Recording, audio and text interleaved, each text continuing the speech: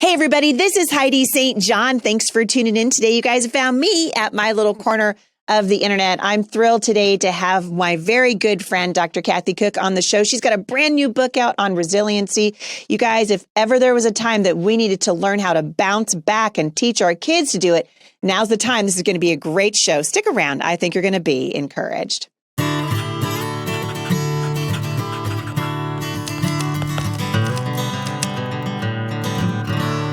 All right, so I'm glad that you guys have joined me today. Hope that you're having a great August. I mentioned just yesterday, we're coming to the end now of our summer. I can't even believe it. Parents looking at getting back into the saddle for homeschooling, lots of things that are gearing up for the fall.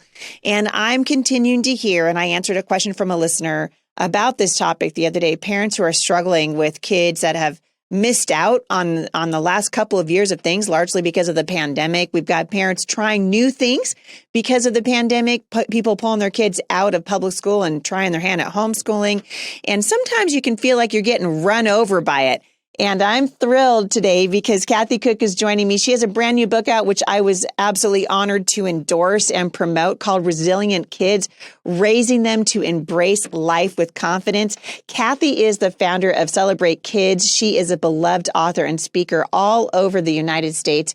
And she also is a dear friend of mine and a frequent guest on the show. Kathy, welcome back. Oh, thank you so much, Heidi. It's always a joy, a privilege, an honor to be here. Well, I'm thrilled that you're here. I can see that you're coming from a hotel room and you're in Phoenix right now. You've got a bunch of things going on. You are busier than a one-armed paper hanger, my friend. We are busy. You know, there's a lot to be done. And I love it that you invite us to your little corner of the internet. You don't have a little corner, my friend. You have a big corner. I love how much you're doing and how much you speak life into, so many issues and so many people groups that you and I both want to change and want to influence. So we're both privileged. Well, and it's a beautiful thing to be able to partner together because really it's kingdom work. I mean, and Yes. There's always work to be done. A long time ago, when I got to know Dr. Dobson, he'd asked me, Heidi, what do you think about retirement? And I could not figure out why he's asking me the question. And I think, because I was pregnant at the time, so retirement was nowhere, I couldn't even, wasn't anywhere on the horizon. But I think what he was saying was, God's people never stop working. There's always kingdom work to be done. There are always people that need encouragement and inspiration. You have been doing this for a long time. It's one of the reasons that you and I have connected so well is your genuine love for people. And you picked up this topic, I think, really was a God thing at a time when the country is struggling. So we're heading into a recession right now. I was listening to the news on the way to the studio this morning, and economists are saying that it's going to be bumpy. Like the next 12 to 15 months ahead of us, we're going to be facing pretty strong headwinds. And parents are going to need to know how to navigate not only themselves through stuff things that are difficult, but also teaching their children how to bounce back. Why did you write this book for this particular season? Great first question. I've written about resiliency in two of my other books. So it's been something that's been an important concept for me. It's a great, really important character quality. But during the COVID crisis, during the masking and during the quarantine and during the cancellations of everything, I was watching adults and then children who don't have a firm foundation to rely upon being just crumbling under the weight of the cancellation of soccer seasons and piano recitals and proms and whatever. And Heidi, I did a homeschool high school graduation program in June of 2020. So soon after, COVID was announced, I flew on an airplane and went up and did a graduation program. And I heard myself say to the young people, don't ever allow anyone to call you the quarantine generation. Don't ever allow anyone to assign you to what you have lost. Always be aware of what you have. It's so much more important than realizing what you don't have. I wasn't telling them not to grieve. I wasn't telling them to be unrealistic, but it really struck me as if we allow our young people who have experienced what we're going through, including the current crisis in our government, if we don't help them recover readily from what is really confusing times, their whole life is going to be very different from the life that you and I have had. Yeah, it's true. And I think your message for many, many years, I mean, as long as I've known you, has been telling these kids, you're not a victim. You're nobody's victim. And we have in this country, in many ways, adopted a sort of victim mentality, right? We have to pay back our student loans. Ooh, we're a victim because of student loans, or we're a victim because of our DNA, or and you're saying, no, you're nobody's victim. And we all have stories of growing up that have taught us how to bounce back, how to be resilient. You have one too. What's a time in your childhood that helped you understand resiliency? A cute little story of a young girl. I was about 7. My family vacationed at a lake every year. I have the greatest family, Heidi, and just have beautiful memories. And I was swimming under the water like a lot of kids would, of course. I felt something hit my head. And I thought, what was that? I got out of the water, put my hand to my forehead, took my hand off, and of course it was covered with blood because the water in the lake had made the blood, of course, seem much bigger than it really was. Right. But I'm 7, I'm frightened, I'm screaming, "Mommy," but she thought I was playing with my cousins, and so she didn't come right away. But then eventually my aunt and my mom figured out that this was serious, ended up taking me to the hospital, got my first stitches. But the point of that is, and in the time, of course, I didn't realize what was really going on. But Heidi, I look back on that, and you know what happened? The very next day I went swimming. My mom and my dad did not say, "Oh, you better not swim." What had happened was the children at the property next door were skipping rocks, and unfortunately, one boy or girl's rock skipped all the way into our swim area. They didn't mean to do it. Right. And so the chances of that happening again, especially after they had been talked to, it's not going to happen. My dad and my brother were out fishing when it happened, and we had to wait for my dad to come back before we could go to the hospital. They went fishing every night after dinner. They didn't wait in case I would be hurt again. Yeah. And so it's real. Take responsibility for what happens, but don't expect that it's going to keep happening. Let our kids experience life and learn how to walk out of the challenging times. And I'm grateful for my mom and dad. I don't think they knew it at the time. They weren't saying, "Oh, I think we better raise a resilient girl." They just knew, good parenting was that you deal with what happens and you move on. Yeah. And that's really at the heart behind the definition of resiliency. And parents need to understand why it's so important that they model this. You've heard me say many times at the show, we can't pass on what we don't possess. So how do you define resiliency, and why do you think it's so important that our kids understand and can really grasp what it means to be able to bounce back? Yeah, I love that. Thanks. I define it as recovering readily. The phrase "bounce back" that you're using is a perfectly good phrase. I used to think of Tigger and Winnie the Pooh, but it dawned on me, Heidi, that even when mature adults with a bigger bank of experiences, we don't bounce back quickly with a smile on our face all the time when we have experienced difficult times, whether that be death or divorce or a run for Congress. Yeah, exactly. I was going to say the economy or, the loss of an election. We don't bounce back quickly. It's a recovery. It's a process that requires an optimism mindset, and it's a recovering readily. So those of us who are resilient, we don't stay down in the valleys as long. We recover readily. We stand up. We walk out. I also like the phrase "come back." We come back to right standing. I also like the phrase "we bounce forward." In reality, we would want our children to not even come back to where they were, but to learn from that experience. One of the benefits of resiliency is you learn from the trauma, right? You learn from, you've learned a lot, Yep. Heidi, over the last 18 months. If you guys would have kept a list of all the things that you and every member of your family and every member of your team was learning, we'd have to, publish a book. So it allows us to learn. As far as benefits go, Heidi, there's so many. It's a mental health benefit. There's a body of research that suggests that resilient people can be angry, they can be depressed, they can be anxious, but they don't stay there because we recover readily. They don't like the feeling of unsettledness and disappointment. They don't want to stay there. And they can also function well even when they're angry. So it's a great mental health provider, if you will. We do more. We're creative problem solvers when we learn to be resilient. How many of you want your kids to be creative? And how many of us want kids to solve their own problems? Well, if we helicopter our children and we always prevent the mess, they'll never believe in their ability to prevent their own mess or come out of the mess. And at some point, Heidi, they will launch. And we don't want all of our kids bouncing back to us. We want them to bounce forward into what God has. Right? I mean, you love your kids and they live close, but you don't want them all living with you. No, it's funny. A long time ago, I mean, most of my kids are in their 20s and 30s now, but a long time ago, I remember telling a mom friend of mine, I cannot imagine a season in which I'll want my kids to move out. I just loved, being a mom. I loved having them close. I loved homeschooling, all the things. But there came a moment when I was like, goodbye, time to go. And there's this natural separation that happens, right, as we launch our children. And if we don't launch them with the confidence that they need to overcome the challenges of life, because they're going to come. They're absolutely going to come. And in your book, which I love, and we're going to talk about how people can get it, you wrote that resiliency starts as a choice, but it can become a learned ability and then eventually part of your character. And I love that you said that, and just answering the question, if children today, and this is a great question for you, would you say that they're facing more challenges to becoming resilient than previous generations, or are we just exaggerating because, the internet and TikTok? No, the challenges are big, and the challenges are more dangerous, and I think they're more prevalent. And partly, frankly, and I'm going to say, I don't compromise truth to make people comfortable. There are many weak parents who are not saying yes to the yes things and no to the no things. They're not walking with their children so that children can learn how to navigate the craziness of the culture. They are not expecting their kids to rise up.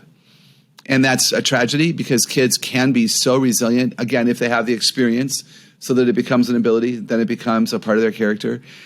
So there's more evil, there's more disappointment, and there's more distraction. I think, I've written a book about technology, as you know, and children and teens and young adults are on technology, and we could talk all day about what it does to them.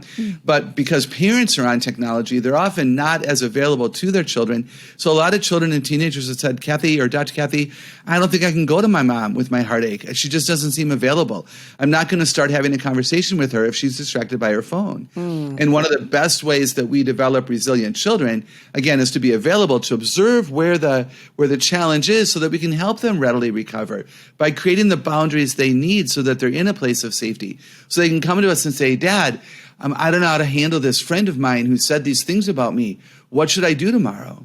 If we're not there to help them, because they are children without all the experiences, they won't be able to bounce back. A lot of it is on us. So there's a lot wrong in what's going on. But we are agents of change, and parents are huge advocates for their children, can make a difference. Homeschool parents, and so can educators and pastors. Let's do our job. It's so important. And to say, listen, Mom and Dad, you have a part to play in how resilient your children are, how they see themselves when they look in the mirror. Do they see, a lot of it's a question of identity, and we've definitely got that messed up again.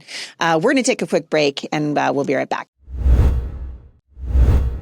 So, Kathy, before the break, you and I were talking about the important role that parents play in helping their children by being available. I mean, you said that and I was like, shoot fire. I mean, that's me. I can absolutely see myself, taking an email or checking my text messages or whatever when I've got a child who wants my attention, or a grandkid that wants to sit and talk to Mamsie. It's very, very distracting to live in the culture right now. And I think that part of that distraction, one of the net results of that, is that we're not paying attention to the things we need to pay attention to. And we sort of miss the signs.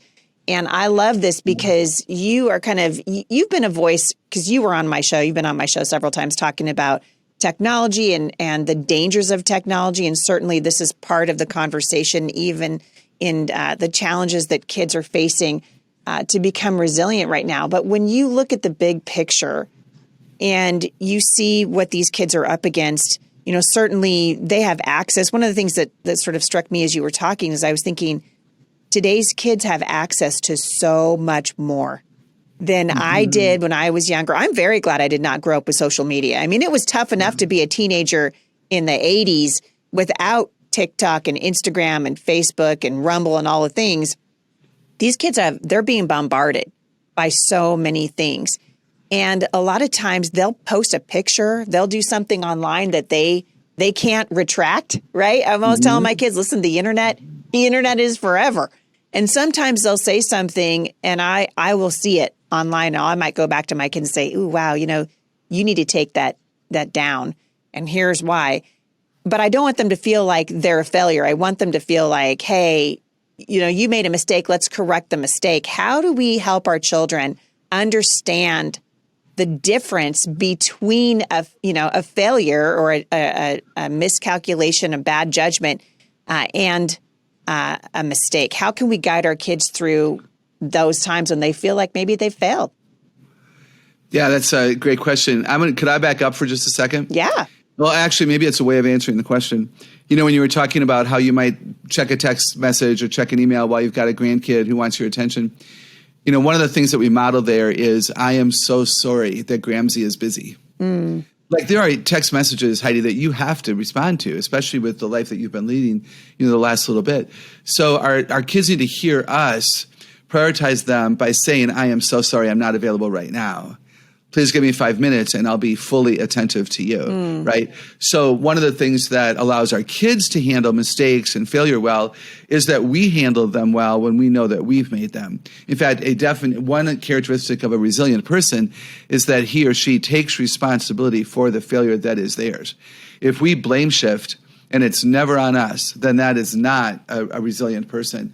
So to all the moms and dads and grandparents listening out there, this is reality. Just apologize and say, hey, would you please forgive me?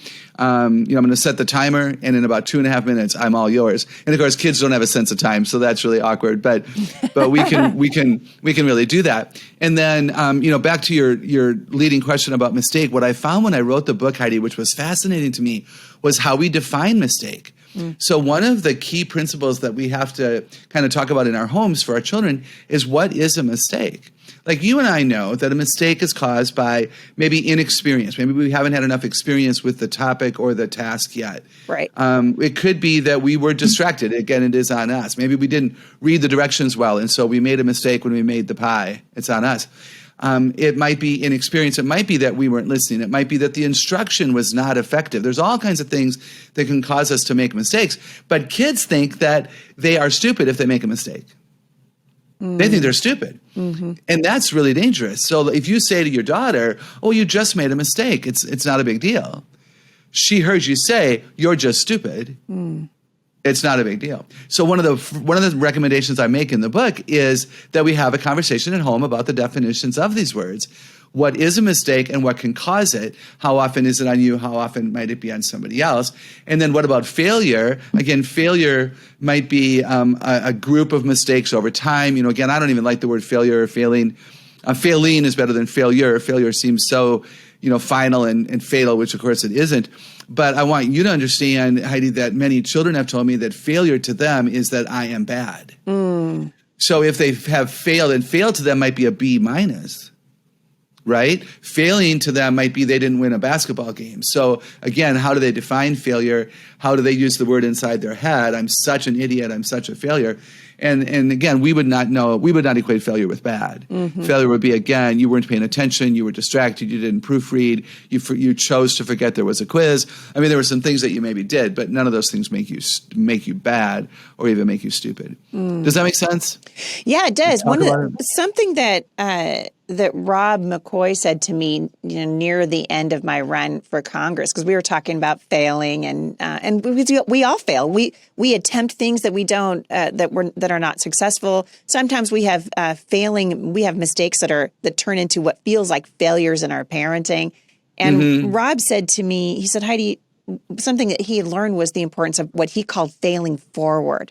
Yeah. So that if you make a mistake that causes a project, for example, not to be successful, or something that your business that you tried, we've all been there.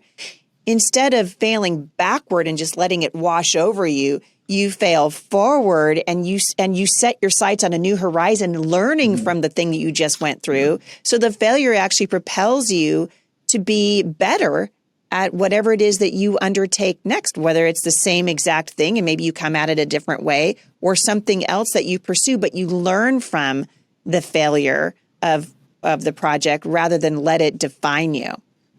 Amen and amen. And one of the most important things we must do is model that for our children. Yes. We don't throw, hissy fits when we make mistakes. We don't crumble.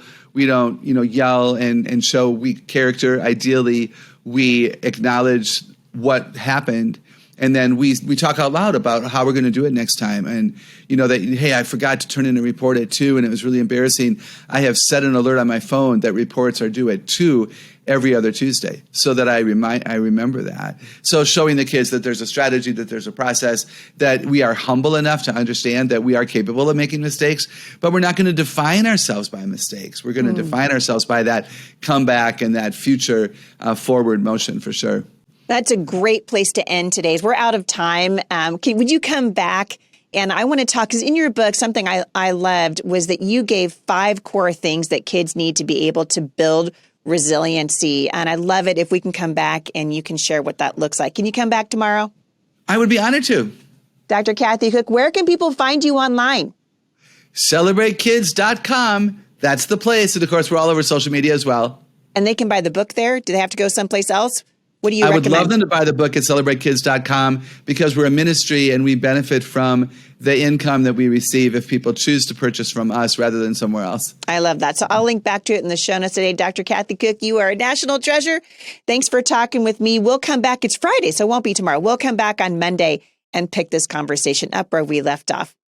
You guys, for more information on Dr. Kathy Koch and the ministry that is Celebrate Kids, you can go to HeidiSt.John.com/podcast, scroll down to the show notes, and I will link back to this book, which I was honored to endorse. You guys, this is a wonderful opportunity for you to look ahead at what is coming and what your kids might be facing, helping them navigate the culture as it is and to see themselves as victors rather than victims. There's so much to be said for resilience in the culture right now. I hope this has encouraged you. Have a great weekend, and I'll see you back here again at the intersection of faith and culture.